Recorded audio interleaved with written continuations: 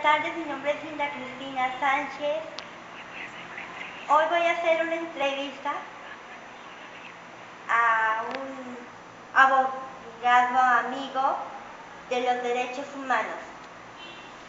Las preguntas son: ¿qué son los derechos humanos? ¿Qué son los derechos individuales y colectivos? El cumplimiento de los derechos humanos depende del contexto cultural. Existe relación entre el conocimiento de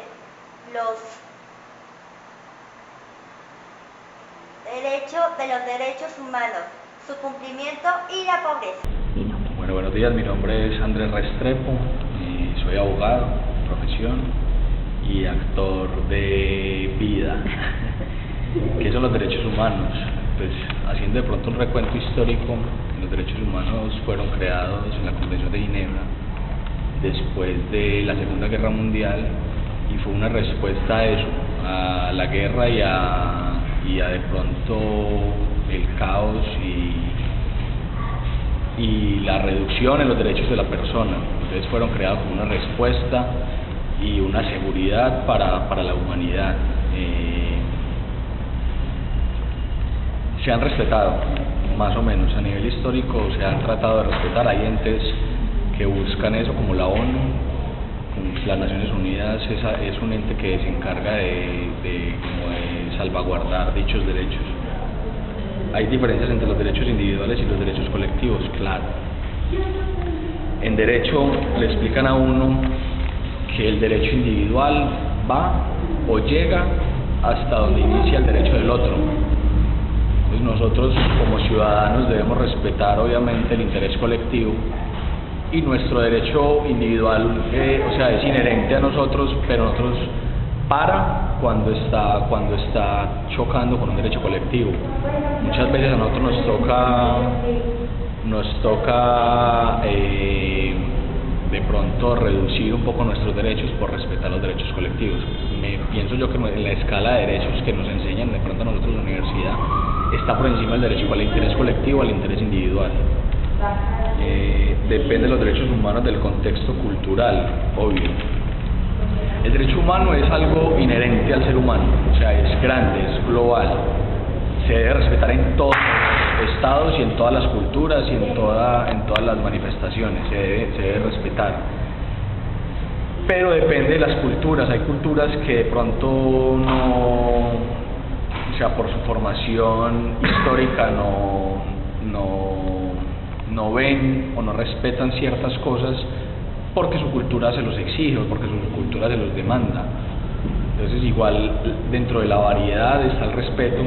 Entonces como ahí se ve pues como esa diferencia que es válida. Igual cuando uno ve o uno nota que de pronto se está llevando al borde o se están restringiendo mucho sus derechos, también hay, como les dije, entes que entran a intervenir esas culturas, como de pronto a enseñar o a reculturizar, como así, por así decirlo. ¿Y cuál es la relación entre los derechos humanos y la reducción de la pobreza? Es una pregunta muy complicada. Es una relación, yo creo que para respetar los derechos humanos hay que respetar en principio uno de ellos, que es la dignidad humana. Y la dignidad humana depende en cierta medida de factores económicos o de un subsidio, o sea, una ayuda del Estado. Y la reducción de pobreza ayuda muchísimo a que los derechos humanos se respeten, más porque la persona cuando está en un estado de necesidad absoluta llega a hacer cosas que no haría en otro estado. De pronto hablemoslo de lo económico, no social, no cultural, no en el ámbito económico. La persona por llevar comida a su casa, por vivir, por sobrevivir, puede hacer muchas cosas que de pronto van en contra de los derechos de las otras personas. Entonces creo que va de la mano obviamente el crecimiento económico en una sociedad para la protección de dichos derechos. Gracias.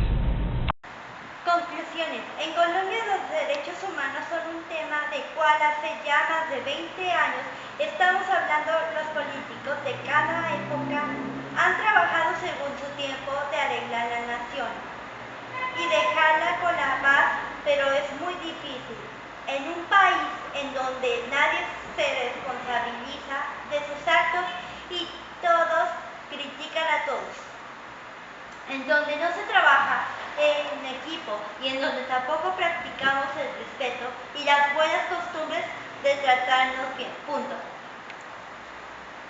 En nuestro país cada rato hay matanzas.